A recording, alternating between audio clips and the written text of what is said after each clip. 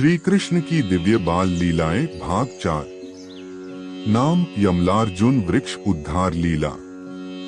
शक्टासुर वध के बाद की चमत्कारी कथा। गोकुल में शांति और आनंद। शक्टासुर वध के बाद गोकुल में फिर से शांति और उल्लास लौट आया। सब कहते, नंद के लाल के चरणों में असुरों का नाश है और भक्तों के जीवन में प्रकाश। कृष्ण अब रेंगना, मुस्कुराना और खेलना खूब सीख चुके थे। उनकी बाल लीलाओं से गोकुल का हर आंगन पवित्र हो उठता। माँ यशोदा जब उन्हें गोद में लेती तो लगता मानो साक्षात स्नेह सागर उमड़ पड़ा हो। बाल सखा और कृष्ण की शरारतें। एक दिन कृष्ण अपने सखा बलराम और अन्य बालकों के साथ खेल रहे थे। वह कभी गोबर के उपले उठाते, कभी बछड़ों की पूंछ पकड़कर हंसते। गोकुल की गलियां उनके किलकारियों से गूंज उठी। माँ यशोदा ने पुकारा, ललना, बहुत खेल लिया, अब घर चलो। पर कृष्ण कहाँ मानने वाले थे। वह मिट्टी उठाकर खेलने लगे और बाल लीलाओं में पूरी तरह खो गए। मिट्टी खाने की लीला। तभी अचानक बलराम दौड़ते हुए यशोदा के पास पहुंचे। अम्मा, कान्हा ने मिट्टी खा ली है। यशोदा बोली, ललना, तूने सच में मिट्टी खाई? कृष्ण भोले भाव से बोले, नहीं अम्मा, मैंने कुछ नहीं खाया। यशोदा बोली, तो अपना मुंह खोल। जैसे ही कृष्ण ने मुंह खोला, यशोदा ने जो देखा उसे देखकर उनकी आंखें विस्मय से भर उठी। उन्होंने कृष्ण के मुख में देखा पूरा ब्रह्मांड, सूरज, चांद, तारे, पर्वत, नदियां और स्वयं गोकुल। हे नंदलाल, तू तो स्वयं विश्व का धारक है। यशोदा की आंखों से आंसू बह निकले। उन्हें लगा यह तो मेरी ममता की माया है, और उन्होंने अपने ललना को गले से लगा लिया।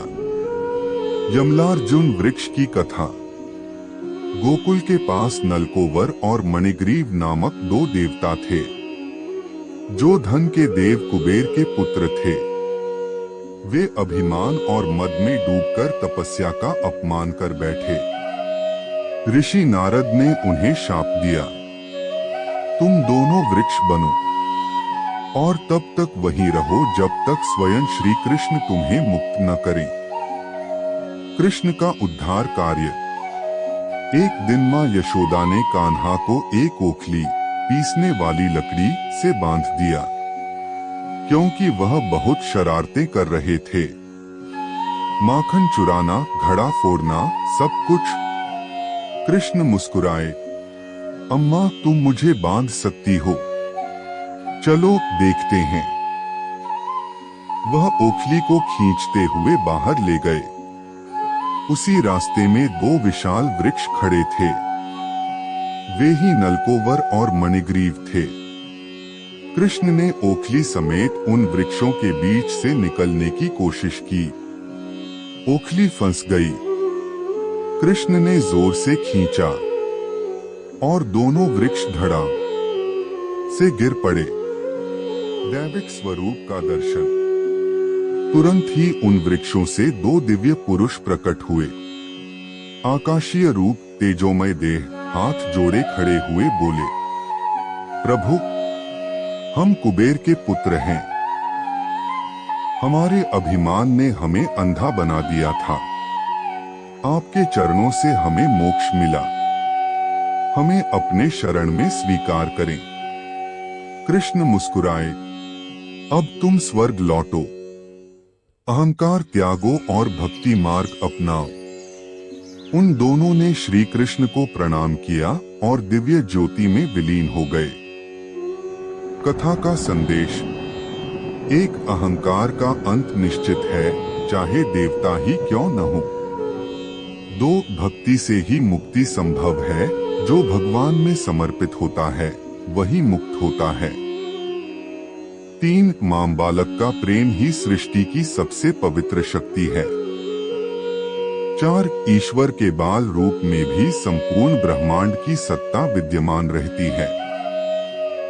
गोकुल में गूंजे मंगल गीत, जय नंदलाल, जय कन्हैया लाल। जिसने वृक्षों को मुक्ति दी वही ब्रज का पालनहार। मां यशोदा ने अपने ललना को उठाया, माथे पर चंदन लगाया और बोली, मेरे लाल तू ही मेरा विश्व है, तेरे बिना गोकुल अधूरा है।